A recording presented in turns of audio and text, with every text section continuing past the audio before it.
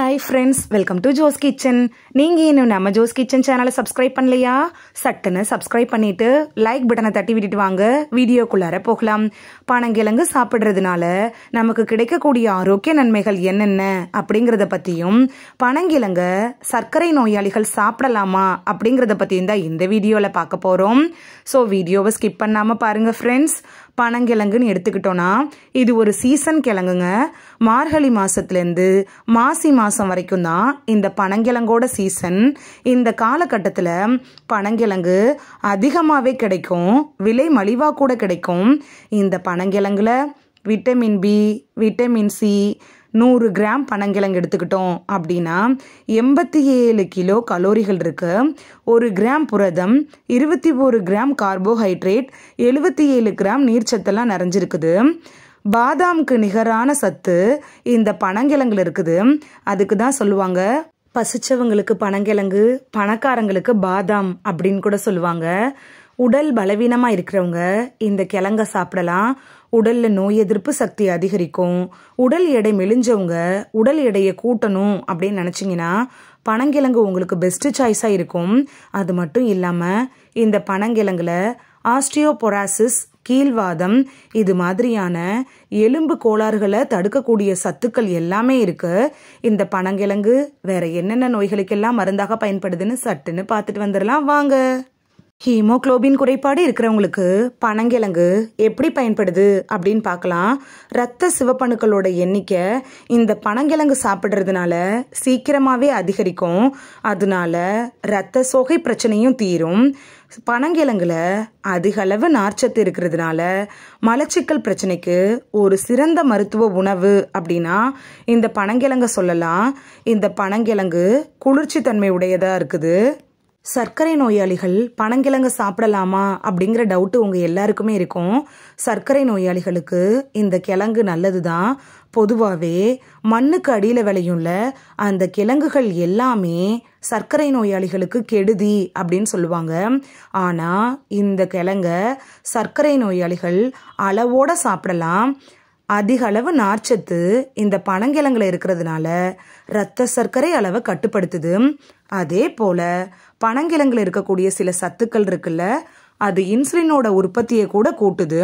அதனால சர்க்கரை நோயாளிகள் எப்போதாவது இந்த பனங்கிழங்க சாப்பிடலாம், அதிகமாக சாப்பிடக்கூடாது. பித்தம், வாயு பிரச்சனை இருக்கிறவங்களுக்கெல்லாம் பனங்கிழங்கு எப்படி பயன்படுது, பனங்கிழங்கை எப்படி சாப்பிடலாம் அப்படின்னு பார்க்கலாம். பனங்கிழங்கு சாப்பிட்டா சிலருக்கு கேஸ்ட்ரிக் ட்ரபிள் ப்ராப்ளம் வரலாம். அப்படி இருந்துச்சுன்னா நீங்கள் பனங்கிழங்கு அவிக்கிறப்பயே கொஞ்சம் பூண்டு சேர்த்துக்கலாம். இந்த பனங்கிழங்குல இரும்பு சத்து அதிகமாக இருக்கிறதுனால நான் ஆல்ரெடி சொன்ன மாதிரி இந்த பனங்கிழங்கு இரத்த சோகையை நீக்கி இரத்த விருத்தியை அதிகரிக்குது. ஆரோக்கியமான உடலை நீங்கள் பெறணும் அப்படின்னு நினச்சிங்கன்னா பனங்கிழங்க சமைக்கிறப்ப அதில் கொஞ்சோண்டு மிளகு சேர்த்துக்கோங்க. அப்படி பனங்கிழங்கு சமைக்கிறப்ப நீங்கள் மிளகு சேர்த்து சமைச்சிங்கன்னா உங்களோட பித்தம் சரியாகும். அப்படி இல்லை அப்படின்னா பனங்கிழங்கு நீங்கள் பச்சையாக அப்படியே அவிச்சு சாப்பிட்றப்ப உங்களுக்கு பித்தத்தை அதிகரித்து விட்டுரும். பனங்கிழங்கு சமைக்கிறப்ப நீங்கள் பூண்டு சேர்த்துக்கிட்டீங்க அப்படின்னா கேஸ்ட்ரிக் ட்ரபிள் ப்ராப்ளம் வராது. அதே டைமில் பனங்கிழங்கு சமைக்கிறப்ப மிளகு சேர்த்து சமைச்சிங்கன்னா பித்தம் வராது. பனங்கிழங்குல புட்டு, அவியல், வடை, பாயாசம், தோசை, உப்மா அப்படின்னு டிஃப்ரெண்ட்டாக செஞ்சு சாப்பிட்றப்ப உங்களுக்கு பனங்கிழங்கு போர் அடிக்காமல் இருக்கும். சுவைக்கேற்ற மாதிரி இந்த பனங்கிழங்க இன்னும் நிறைய வெரைட்டியில் செஞ்சு சாப்பிட்லாம். ஆனால் மருத்துவ பலன்களுக்கு சில வழிகளை மட்டும்தான் பயன்படுத்தி உணவாக எடுத்துக்கணும். நீங்கள் பனங்கிழங்க அவிச்சு சாப்பிட்டீங்கனாலே உங்களுக்கு சத்து அப்படியே கிடைக்கும். குறிப்பாக பனங்கிழங்க வேக வச்சு குட்டி குட்டியாக நறுக்கி காய வச்சு இடித்து மாவாக்கி எடுத்து வச்சுக்கிட்டீங்க அப்படின்னா இந்த மாவு பல பிரச்சனைகளுக்கு உங்களுக்கு தீர்வாக அமையும். இடிகள் இல்லை அப்படின்னு நினச்சிங்கன்னா நீங்கள் மிஷினில் கொடுத்து கூட திரிச்சு இந்த பனங்கிழங்க மாவு செஞ்சு வச்சுக்கலாம். இந்த பனங்கிழங்கு மாவோட கருப்பட்டி சேர்த்து சாப்பிட்டீங்க அப்படின்னா உங்கள் உடம்பு நல்லா ஸ்ட்ராங்காக இருக்கும்.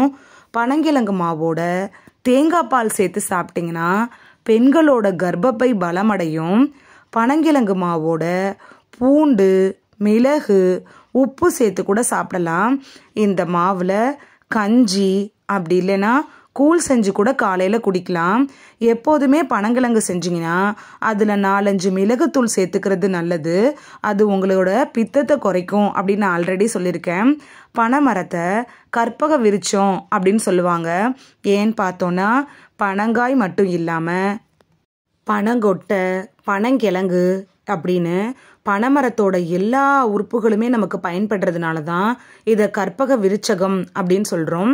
எல்லா உறுப்புகளும் பயன்படுறது மட்டும் இல்லாமல் இதில் இருக்கக்கூடிய எல்லா பகுதிகளுமே மருத்துவ குணம் நிறைஞ்சதாகவும் இருக்குது. இந்த வீடியோவில் சீசன் டைமில் மட்டும் கிடைக்கக்கூடிய பனங்கிழங்கு சாப்பிட்றதுனால நமக்கு என்னென்ன ஆரோக்கிய நன்மைகள் கிடைக்குது அப்படின்னு தான் பார்த்தோம். இந்த சீசனில் இந்த வீடியோ உங்களுக்கு ரொம்ப யூஸ்ஃபுல்லாக இருந்திருக்கும் அப்படின்னு நம்புகிறேன். இந்த வீடியோ உங்களுக்கு பிடிச்சிருந்துச்சுன்னா லைக் பட்டனை தட்டி விடுங்க. சப்ஸ்கிரைப் பண்ணுற ஃப்ரெண்ட்ஸும் மறக்காமல் லைக் பட்டனை தட்டி விடுங்க. இந்த வீடியோ உங்கள் ஃப்ரெண்ட்ஸுக்கு பயன்படணும் அப்படின்னு நினச்சிங்கன்னா ஷேர் பண்ணி விடுங்க. நிறைய பேர் சப்ஸ்கிரைப் பண்ணாமல் பார்க்குறீங்க ஃப்ரெண்ட்ஸ். நீங்களும் சப்ஸ்கிரைப் பண்ணிட்டு பார்த்தா நமக்கு பவர் கிடைக்கும். நீங்கள் சப்ஸ்கிரைப் பண்ணிட்டு பார்க்குறது இது மாதிரியான வீடியோக்கள் தொடர்ந்து போடுறதுக்கு எங்களை மோட்டிவேட் செய்கிற விதமாக அமையும் ஃப்ரெண்ட்ஸ்.